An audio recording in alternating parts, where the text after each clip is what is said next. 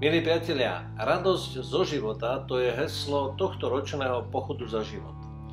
A ja myslím, že to vystihuje veľmi presne, lebo radosť zo života je to, čo potrebujeme ukázať, že žije, že to je v nás a že to má zmysel aj pre druhých ľudí. Pretože radosť je to, čo každý potrebujeme, chceme a túžime potom. Ja sa aj v mojej práci poslanca Európskeho parlamentu stretávam s témami, ako je ochrana života od prirodzeného počiatku po prirodzenú smrť. A s tým je spojené práve to, že sa zo života tešíme. Pretože ak ho ľudia chcú meniť, ak ho chcú nejakým spôsobom zmanipulovať, potom im tá radosť sa aj vytráca.